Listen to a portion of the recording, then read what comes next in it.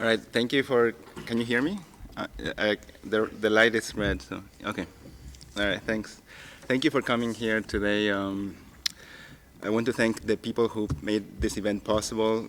Gursheten Sanhu, otherwise known as Nanu, who is the Vice President of UN Globe. He's also the Geneva coordinator for UN Globe. I want to thank Kaori Saito, who's been very instrumental in helping to put this event together. And we have English, French, French-English interpretation.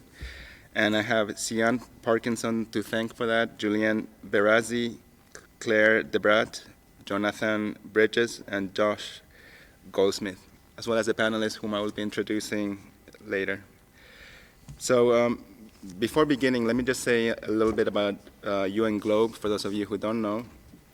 We have one main goal in our minds, and is to change the cultures of the organizations of the UN system so that they truly embrace diversity and inclusion for all. And we want this change to be felt in even the most remote offices where staff members serve. And this means 5 things in our minds: open and honest discussion on sexual and gender identity throughout the UN system, a genuine commitment from senior leaders through actions and not only words, increased visibility for LGBTI staff, protections for LGBTI staff from discrimination to physical integrity, and equality of opportunity for LGBTI staff. So today's event is part of our push to see change in the culture of the UN system. And we're here to hear the stories of UN parents who are here with me, parents who have adopted children, parents who have had children through surrogacy. In our minds, this is not a gay issue, it's not, or a lesbian issue, because the parents that are here with me are, in fact, most of them are straight, some of them are single parents, and some of them are married parents. So you will hear from all kinds of parents today, and UN Globe embraces their choice and supports their choice and makes 2 core demands of the UN system. And you can read more about our proposals on inclusive parental leave policy at our website, www.unglobe.org. So it's 2 core demands. Our first demand is that all children deserve equal parental leave time with their parents, whether they were given birth by a staff member, whether they were adopted, or whether they were born through surrogacy. We feel that no child should be discriminated because they have joined a family in different ways. And the choices parents make, whether they are single or married, whether they are gay or straight, should not impact how much parental leave time they have with their children. The UN system should support all their choices equally. Our second core demand is that all parental leave policies should be gender neutral.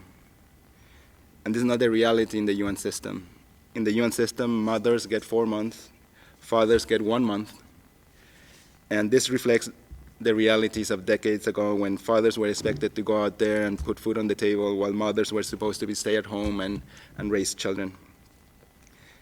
The current policy sends the message that raising children is the woman's responsibility. It does not promote gender equality, nor the idea that parenting is the equal responsibility of both parents, should that family have 2 parents. It just doesn't reflect the realities of today. Our policies should. And therefore, UN Globe is very clear. All children should have equal parental leave time with their parents, and policies should be gender neutral. And it's my hope that today, through the stories you'll hear from the parents who are up here with me, you'll understand why these 2 demands matter. And it's my hope that you'll understand if there's one thing in common that all these stories share, is that all parents have a bond of love with their children. So we have some great panelists with us today, and I can't wait to give them the floor. Let me just say a few things before I do. This event is being broadcast live. You can watch it later also. It's archived on our website, unglobe.org. We also have the Twitter conversation going. So if you feel like tweeting, you can do that at hashtag at @ProudUNParent. And after the panelists speak, we'll open the floor to questions and answers. And if you have your own stories to share, we would love to hear them as well. So thank you, and let me just pass the floor to our first speaker, who is Enrico Cairola, who had a first child with his wife, and later adopted a 6-month-old girl from Vietnam. Enrico. Thanks. Shall I use this microphone? Sure. Thanks a lot. Well, the actors of the story, personal story, myself, of course, Anne-Marie, a son that was born in 2006, Francesco.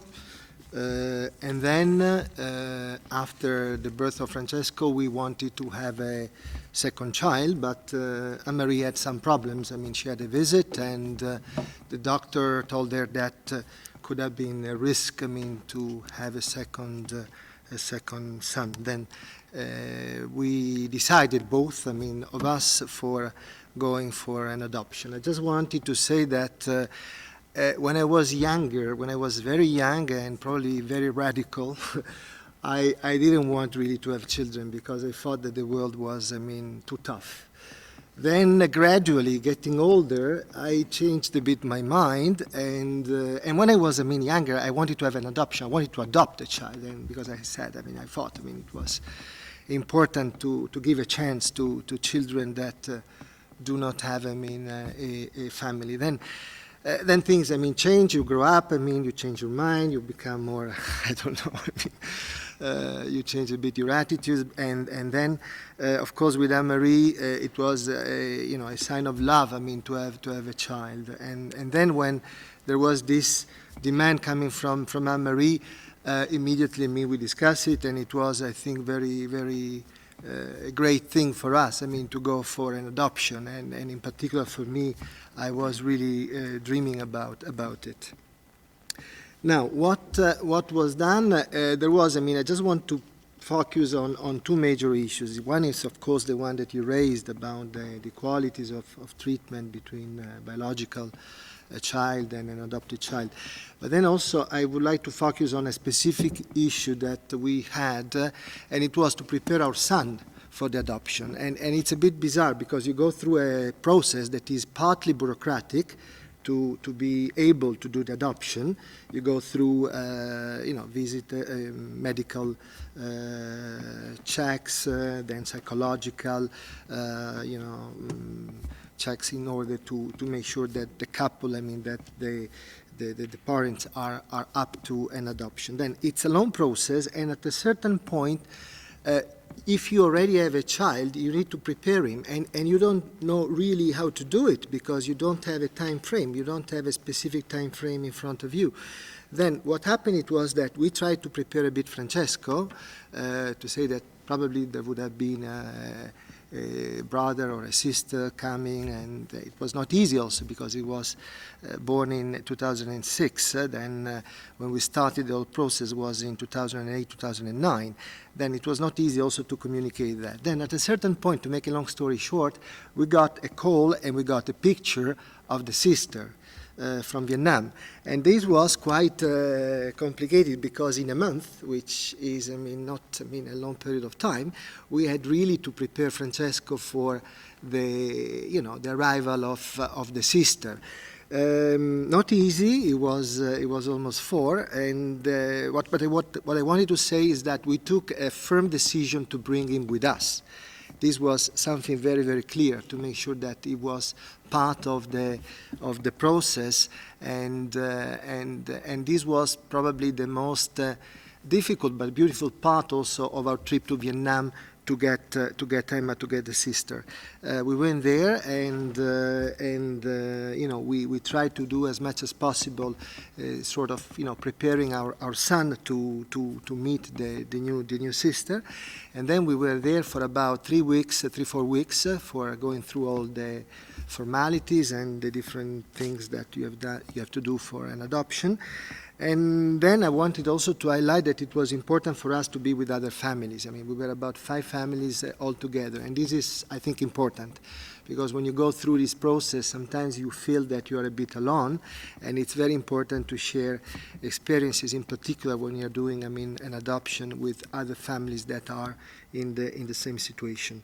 Then back to well, first we went back to Italy and then Geneva, and here is the second point that I wanted to raise, and it's about, I mean, the leave that we get. I mean, of course, I think that this is a much broader issue, that we should devote more time for the new generations. This is not just for adoptions or for a natural, for a biological son. I think all in all, the society should focus more on this crucial dimension. C'est la reproduction sociale et culturelle, the way we are creating new generations, and I think we should devote more time. And this is, I think, a very crucial issue.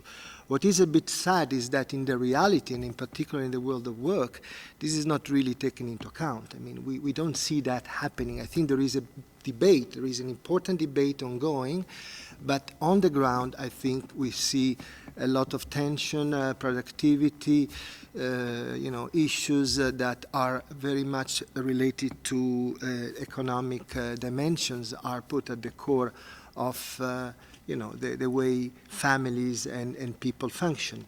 That means that the time that's what I wanted to underline. I mean, the time that you have to devote when you adopt a child is very important. Is very important because those children usually they are coming from institutions. They are lacking a connection with the father and the mother or with the parents, and that's the crucial thing that has to be rebuilt. Basically, with adopted children, you have to rebuild something that has been broken for a number of reasons, and that's the reason why you need an extra care. You need really time, and also try, talking to yourself to be you need to be sure also of yourself and build and rebuild this link, which is, I think, really the core issue of an adoption. Try to rebuild that link and make sure that, in my case, Emma is, comfortable. She's not, afraid, and of course, she knows that she has been adopted. This is also something that we try to do, as far as she was growing up, because she came with us when she was 7 months old. She was very, very, very small. But then gradually, immediately, we tried also to make sure that it was clear and natural for her that she was adopted. And this is part also, I think, of the emotional link that you have to build up with your daughter. To tell the truth and to make sure that that does not affect at all the link, because if I have to be clear on this point, I don't see at this stage really the difference between my biological son and Emma that was adopted. We of course it's different the way. You have your son that has been born. Through Anne-Marie in my case, but at the end of the day, really, when you are building this relationship, this strong relationship with your son, with your daughter, you don't really see the difference. Then I just wanted to stress the importance of building that. That's the missing part when you do an adoption, and that's the reason why we should devote more time for the parents to prepare the ground to bring a child from an institution into a family, which is something absolutely new for them.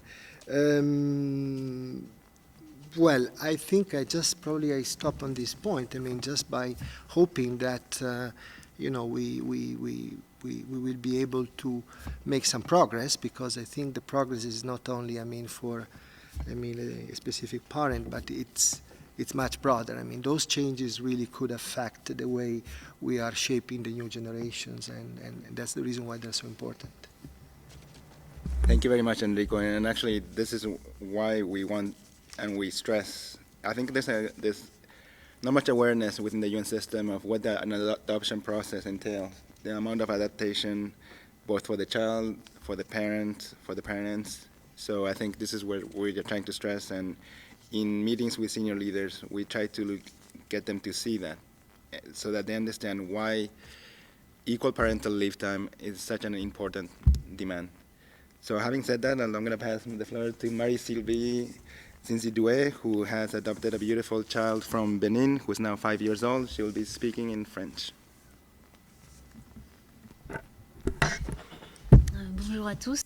Good afternoon, everyone. In fact, I requested that I could speak in French because I'm speaking about my story as a woman, as a mother, and French is my native language. It's a language of emotion for me, and it's the language I speak best in. I'd also like to thank UN Globe for giving me the opportunity to share this marvelous opportunity of adopting. Now, how did everything start? I was in my office some random day in December 2010, and my phone rang. It was my father. He said to me, "Are you still interested in adopting?" I said, "Of course." He said, "I heard about a young girl, a baby, but I'm going to check into this, see if it's serious. Don't think about it." And he hung up. And so you can imagine it was hard to concentrate, but it was serious. 3 weeks later, I landed in the airport of Cotonou with a bag full of pacifiers, diapers, and all sorts of items. It wasn't obvious when you're going out to pick up a baby who's just 6 weeks old. You might be a bit stressed. I was obviously stressed as I was packing my bags. So I got to Cotonou, and it was only the day after that evening when I knocked at the door of the father who was there. The person came to open the door, handed me the baby, put it in my arms, and so there I was with the baby I didn't know. After a few minutes, I sat down in the living room with this baby, and then I understood that it was the baby. It was my daughter I was holding in my arms. Don't ask me what happened. I don't know. I've forgotten it all, or I never understood, but it was such a strong emotion. I just felt this baby in my arms, this young girl who was just 6 weeks old. This was my first time in Benin, obviously. I didn't know how things would work out. I stayed there for 2 weeks. In the evenings, I slept with her. And I started to create these links that we were talking about. And I went back and forth from various offices, one to another, to the court, and so on, trying to streamline this adoption process. But obviously, I didn't know anything about it. I wasn't prepared for this. But I was really lucky because we managed to sort out all the papers, and we got to Switzerland when my baby was 5 months old. So I went to Benin 2 more times between that first visit and when we came back at the age of 5 months. Now today I'm a single parent. I'm a mother. I have a young daughter who's 5 years old. And I think we have a very peaceful, happy relationship. So we're really lucky. Now, I'm saying this because that's my experience, but adoption has many, many challenges. The procedure is very complicated. It's a labyrinth of red tape, and you don't understand any of it. There's contradictions between international law and other types of law. I won't go into the details, but you can imagine it's very complicated. Obviously, what makes every adopted child special, that's something you need to know about when you're diving in here. There are also issues when you're in the supermarket and you have to answer questions from your child. And there's also moments when you might feel despair. It's a long emotional experience. In fact, at the beginning, we wanted to adopt as a couple after my daughter arrived, we realized that our relationship would not last, so we split up. And so I continued as a single parent. And I remember that the authorities here in Geneva said that since I was a single parent, they were going to push back the adoption request to the court. And so I was separating, and it was a long, complicated process. I remember that day when I was out of energy, I couldn't move, and I just felt tears flowing down my face and waited for things to end. So I have had moments like this. That's one, but there have been others. I think it's inevitable. And it's important to just know how to move beyond this, thanks in good part to the energy of my daughter. Now let's talk about adoption leave. I was lucky at the time. In my organization, you got 16 weeks, just like for maternity leave. So I got 16 weeks leave, and I was also lucky that I was able to take 6 months off with vacation and unpaid leave and so on. So I managed to spend 6 months with my daughter at home after I adopted her, which in my view is crucial if it's possible. We're very lucky if we can stop working for a bit, but it's so important to create these links. It's a crucial moment for the child and for the parent, regardless of the age of the child. So we should really insist on this. Leave can last for different lengths of time, but I think it should be equal for all children. It's an issue of equality.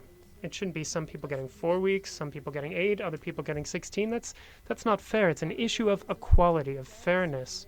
Now, for the local authorities here in Geneva, I know that they were paying very close attention to the length of my leave and considering the impact of this on the workplace for me. Now, to wrap things up, I'm not sure why you're all here today, but I will tell you that if you're thinking about it, you might get a call when you're in the office. That's what happened to me. And I very much hope you have that opportunity because it was and still is something truly marvelous. Thank you. What Marie-Sylvie's story illustrates is that the adoption process can be quite complicated, and Marie-Sylvie was lucky in that her employer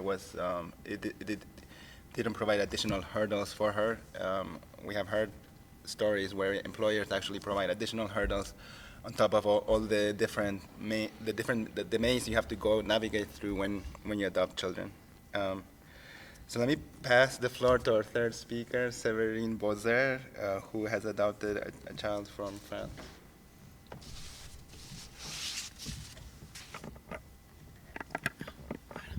Bonjour. Good afternoon. My name is Séverine. In fact, I adopted a young boy who's not from France. He's from Haiti.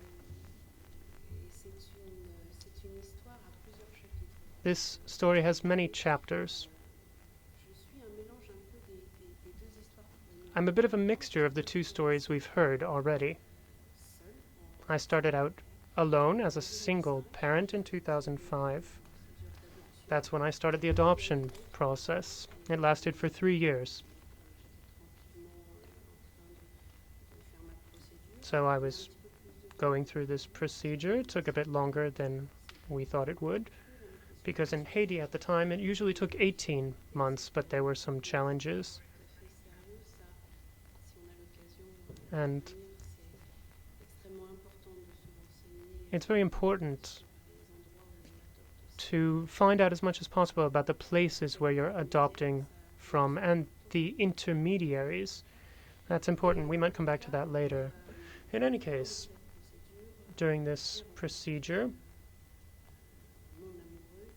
I met my love. The person who would become the father of my son and my daughter, because after we adopted a son, we decided to have another child together. So there is one father, one son, and one daughter in my family. And they get along just swell. today we have these two children. Now, adoption is a slow process and you need to prepare for it.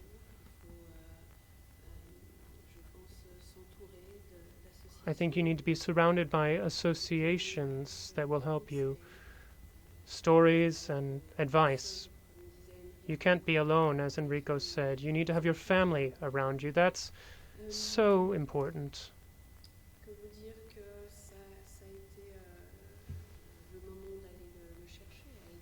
Now, the moment of going to pick up our child was very special, very unique, because I've known my son for 3 years. I had his first picture from when he was 6 months old, and I got 1 or 2 pictures every year. Not a lot, but I had some information about him. But it was all to be taken with a grain of salt. It was all relative. So we went to pick up our child after 3 years of the procedure, the process. We got to Haiti, and it was both magical and incredibly stressful. I don't have the memories of this incredible meeting because it didn't take place in a particular space. It was in a hotel. And it was a thank you, goodbye. So it was very unique, both for us and for him, for our son. I think he must have been just lost, completely lost. I don't think he was prepared to be adopted. I'm not even sure he was told about it. I don't think he was told who we were, or he got a very superficial description of it. And so he was a little bit on his own then. So it wasn't fantastic for me. It wasn't cinematographic. It wasn't, a movie moment. I was also very involved in the logistics. Is everything going okay? Is he hot? Is he cold? Is he hungry? And so on. And so when I tell this story, I think that for people it must be a little, quote unquote, deceiving or deceptive. But that's the first thing that's important for a mother. Is my kid okay? Is he hot? Is he cold? Is he hungry? And I realized afterwards that I was already acting as a mother. Later on, when we came back, we needed some time because I think an adoption is not us adopting a child. It is also a child adopting us. We adopt one another, and we can't forget that.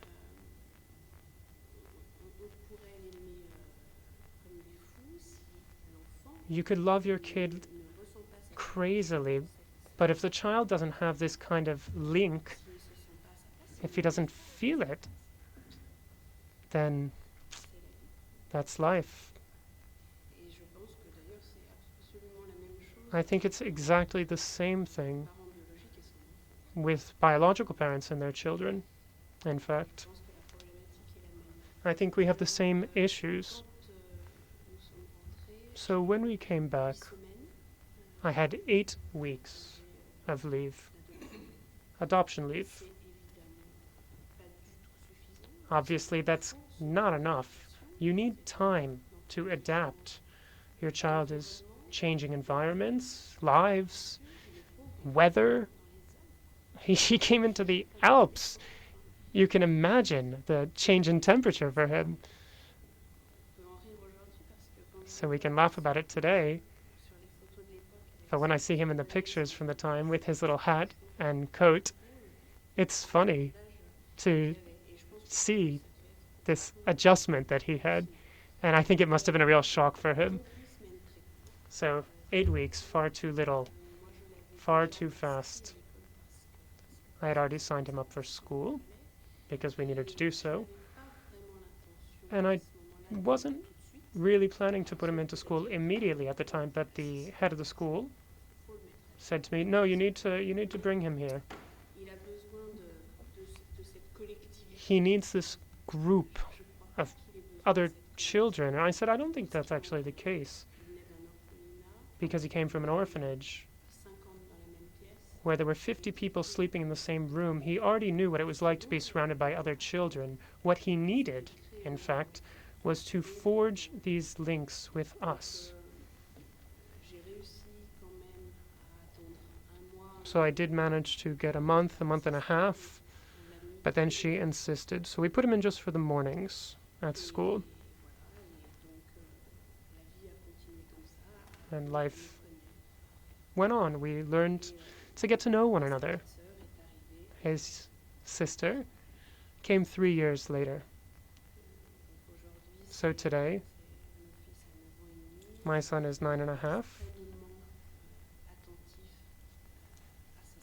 He's very good with his sister. He really listens to her. He's a great big brother. And that's just such impressive maturity that we're seeing. I think that's one of the things I've often noted with children who were adopted. They're incredibly mature. So that's my story. I hope I didn't leave anything out. Thank you. Thank you, Severine, for that very. No. Thank you, Severine, for that very touching story. And this is why our policies focus on the child and any equality for all children, whether they're adopted, given birth by the staff member or born through surrogacy. And speaking of surrogacy, we have a surrogacy story that Hendrik is going to share. Hendrik, the floor is yours. Thank you very much. Yeah.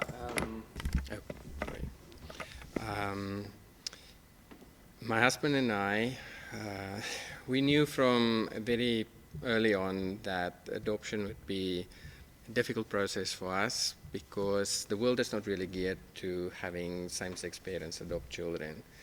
There's a significant number of barriers put up because I don't think the world has moved to a point where we can view two fathers as, providing a stable home for children.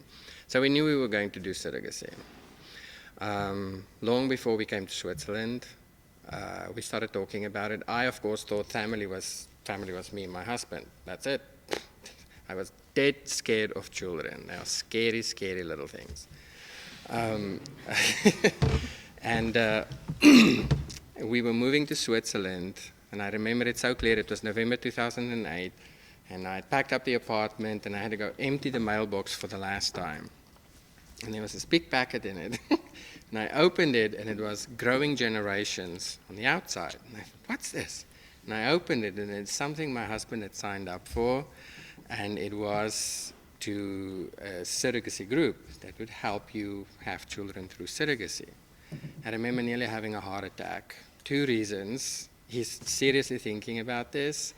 And secondly, it's the most money I've ever seen printed on a single document.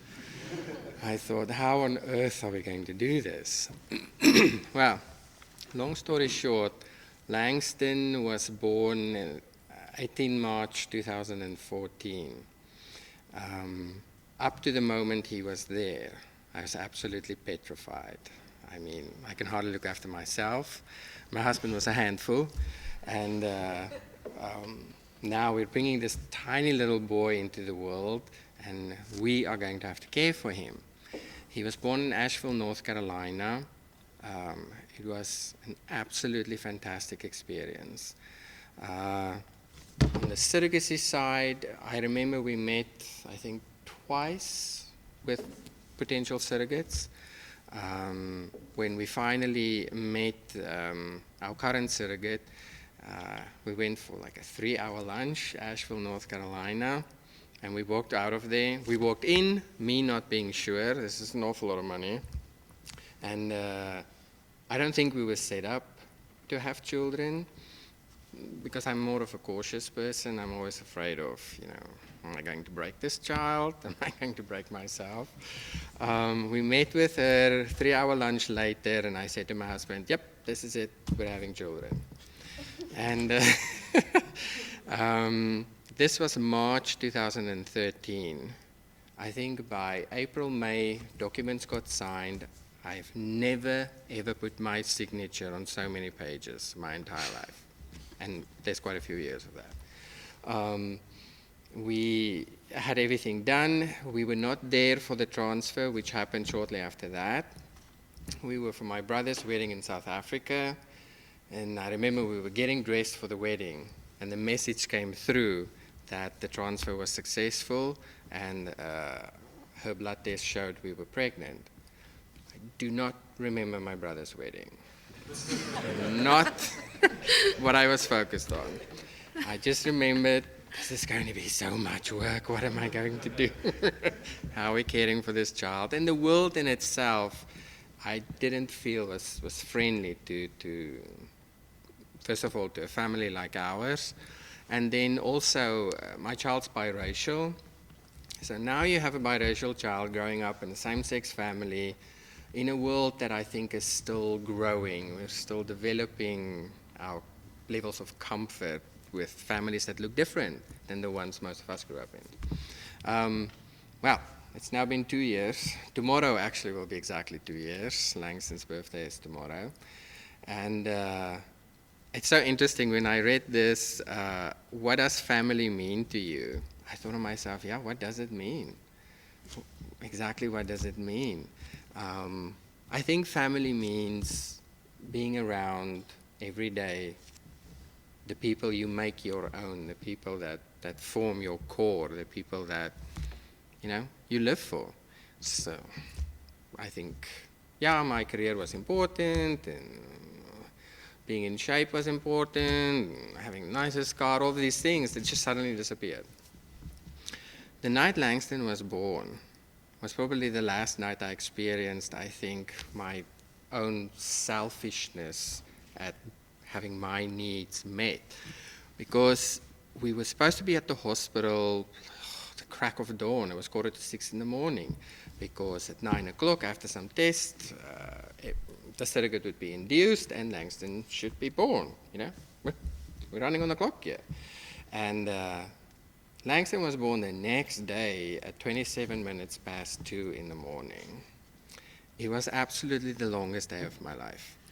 And the whole process happened very quickly. It was like 2 o'clock in the morning, and the nurse came in, and the surrogate wasn't ready yet. We were still waiting for some dilution. And she left, and the surrogate said, gee, I think something's happening. She pressed the button, the nurse came and said, oh, yeah, this baby is on his way. 15 minutes later, Langston was born.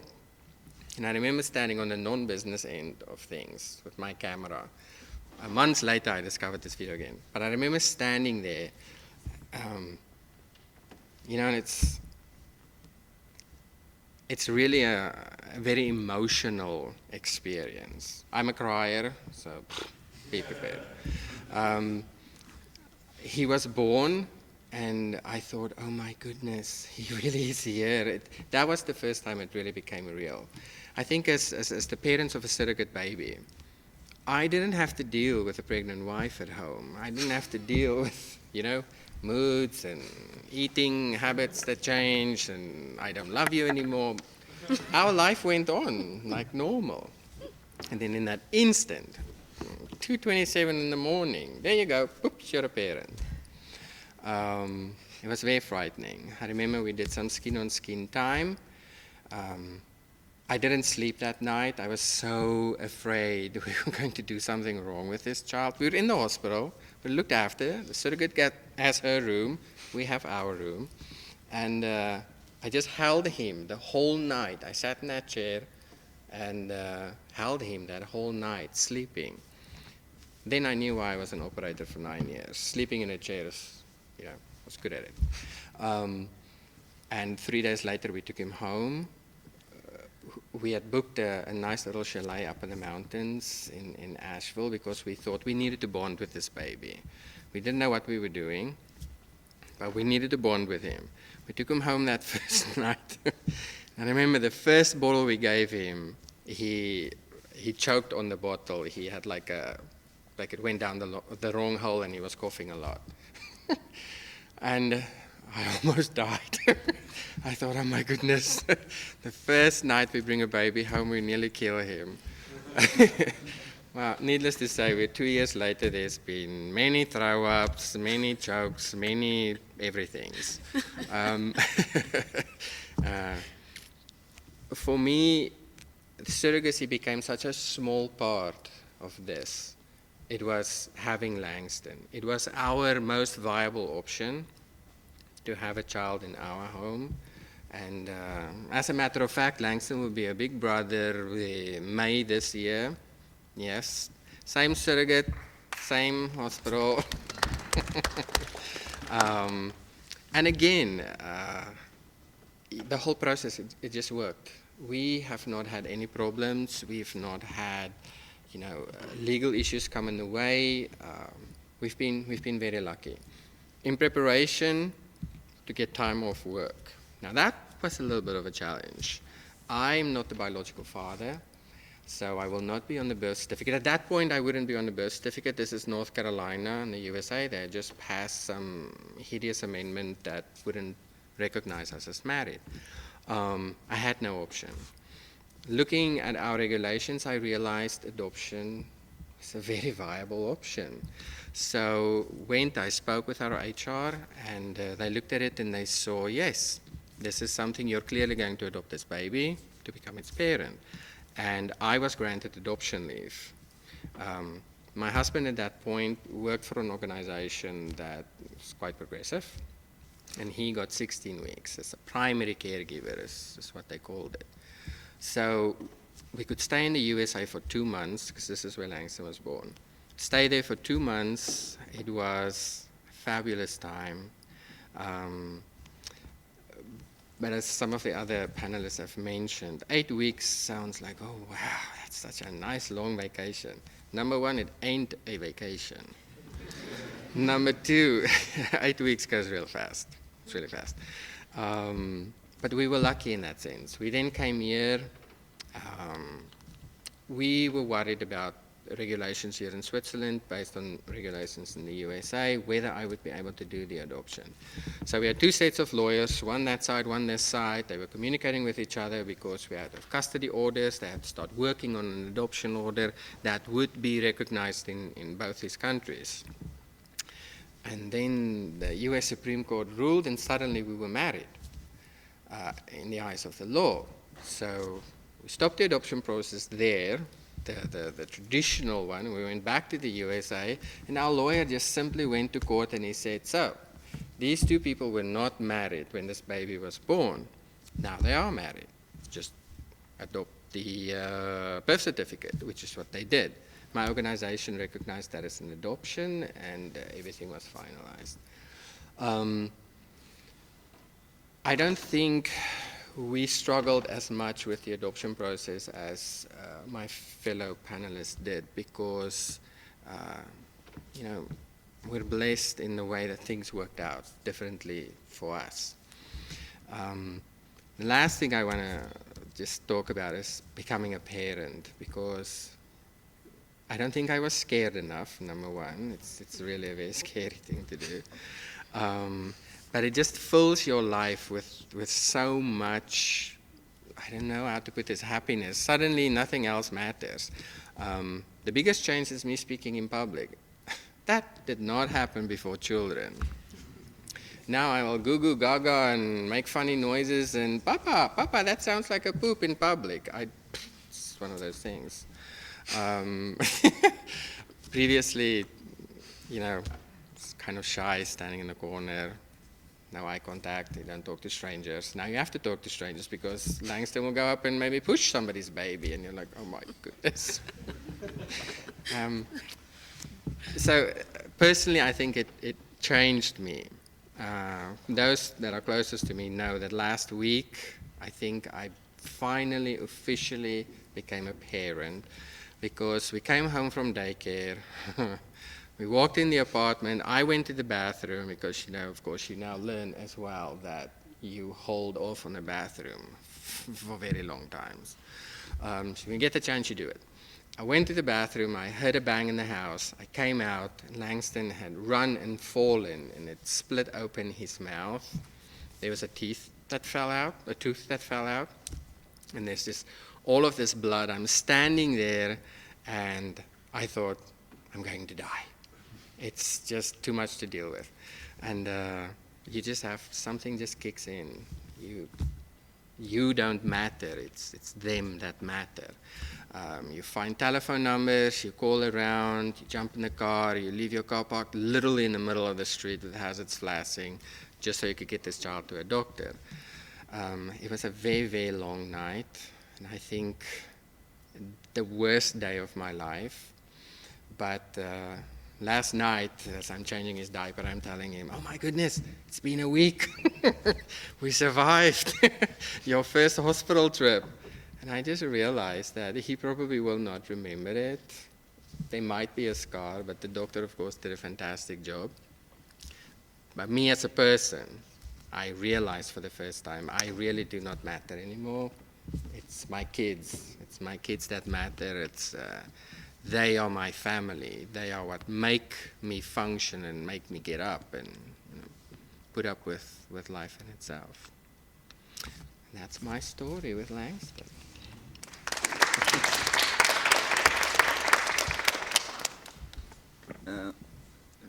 Thank you, Hendrik. We have to make the UN system understand what it means when parents who have a child through surrogacy, what it means to bring a child who was born on that day, who witnessed the birth of their child, and understand that 2 months, like you said, Hendrik, is far too short for someone a baby who was just born on that same day. So, before I pass the floor on to you guys to ask questions to any of the panelists, to myself, or maybe you have your own stories to share, let me just mention that in the back we have free and equal stamps that you can purchase. They are great stamps that the UN Postal Administration has issued. I believe it's the first time an organization has issued these stamps. So you have a choice between 6, and you should definitely, before you go, buy a set. So having said that, let me pass the floor to you guys and see if any here have questions.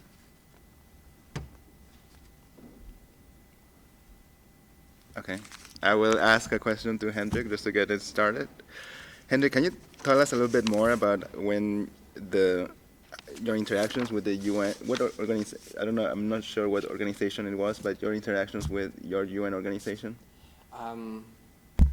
My interaction was, I think I was the first person to come to them and say, okay, I'm having a baby through surrogacy. I won't be on the birth certificate, so I won't actually qualify for any leave, but I will need to adopt this child to be a legal parent.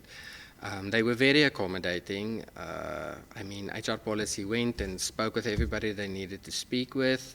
It took some time, but that's the UN. Langston was born already when they finally came back, and they said, yes, provide us the custody order, which will then show that you have taken custody of this baby, and your adoption leave will kick in. Because adoption leave also seems to kick in naturally once the adoption is finalized. However, they do allow you to have some adoption leave if you take custody of this child. There's no distinction between whether it's a baby or whether it's a 5-year-old you're adopting, which is kind of an outdated policy because many organizations recognize that whether you adopt a child that's just born or 6 weeks old, or whether you have a baby, it's the same amount of work. It's the same amount of bonding time. It's a child. I think I was a little frustrated with the system because it looked like there was a focus on the employee. There's a focus on me who need the leave, when I think that these policies should focus on the children, because yes, there is a medical component if you're a birthing mother. That's a given. But in circumstances like these, I think you should be able to say, for the child's sake, this is what we need to allow these parents to do. Because, I mean, we've heard that you have children that maybe come from very difficult circumstances. It is a lot of work to get them incorporated, to get them to relax, to get them to understand that they are now in a safe place. When it comes to babies, I mean, he's new to this world. It takes some adjustment. It's important to bond with this child. My organization was fine. I don't feel like I had problems with them, but we used, you know, rules and regulations that were there currently, and it just happened to apply to me. Any questions? Let's ask. I have a question for Henrik. What is the legal status of your child in Switzerland?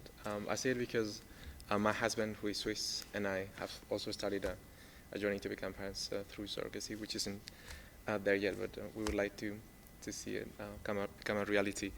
And the thing is, straight since we took the decision, I went to see HR, maybe United Nations. I work here at UNOG, and they were really helpful. They went to see with the Swiss mission to see what they could do, and actually, because my husband is Swiss, that is a problem, because our children could not have a carte de légitimation because one of the parents is Swiss, so they should do it through the normal Swiss channels, which they can because they wouldn't have a mother, so they couldn't be registered as a normal Swiss children would. So I was wondering whether your case was similar or different, because I was told that if my husband was actually an international civil servant, then there wouldn't be any problem. So it's just actually a question. Thanks. I think that is correct, yes, because my husband's American and I'm South African. We were able to get a lot of help from the UN and from my organization at that point, because we are international civil servants. I'm Langston's father, so is Silas, and that's based on the fact that he has a birth certificate with both our names on it. The lawyer on the Swiss side that helped us when we were getting paperwork together, when we could not just do a straightforward adoption, she also had a case where there were two Swiss fathers who had a baby through surrogacy, and they happened to have both their names on the birth certificate, but they were not successful on the Swiss side because they were Swiss citizens. Switzerland is extremely conservative when it comes to adoption. It doesn't matter what kind of family you have. They are very, very conservative, which puts up tons and tons of barriers. This is based in the idea of protecting children. Personally, I think we've moved into a place where it's so difficult to give children that have adoptive parents, that have parents, the rights that they need to be recognized as those parents. As I said earlier again, I'm very fortunate that I'm not Swiss, neither is my husband. So it was easier for us. But we do recognize that these things create problems, and I think in an ideal world, I would like to see the UN, move to a place where they take leadership. I mean, you are our hosting country, but you are hosting people from the whole entire world, and these people bring families. They bring families that look different. They bring cultures that function differently. And I think it is really a problem that you have a Swiss husband.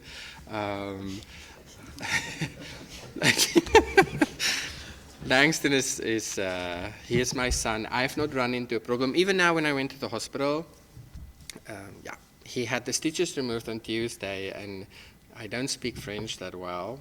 And I had to explain to this lady why my surname is different than Langston's surname. number one. Number two, Langston knows one word only, no. So every time they ask him, is this Papa? No. So people ask funny questions. And then I explained he has a Papa and he has a Dada. It took a while to compute, but I wasn't given any problems. They helped him, and we were fine. We were fine. Let me ask one last question because we don't have that much time left to the three panelists. If you were to adopt again, what would you think you will do differently? Enrico, Severine, Marie-Sylvie.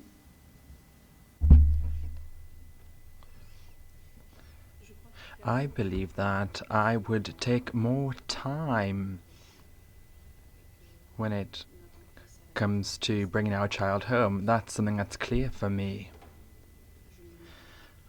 I wouldn't put my child straight into school because that wasn't what he needed at that time. But to do so, you need to have experience. And since it's the first time, well, you don't know what to do, really. And so, well, there you go. I would do everything else exactly the same as I did, thank you. Enrico, Marie-Sylvie. Well, I would do exactly the same thing. Maybe the only thing is to try to have more contacts with other parents. I think that would be very useful. It's quite important to exchange experiences, and it's not very easy. I think it's not very easy, in particular if you are away from your country where maybe you have more links.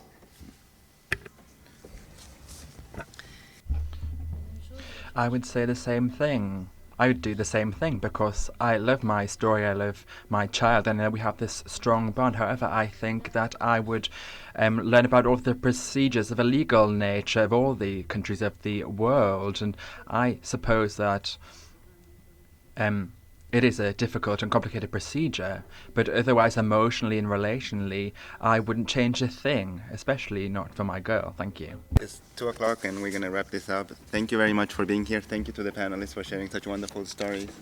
Big round of applause.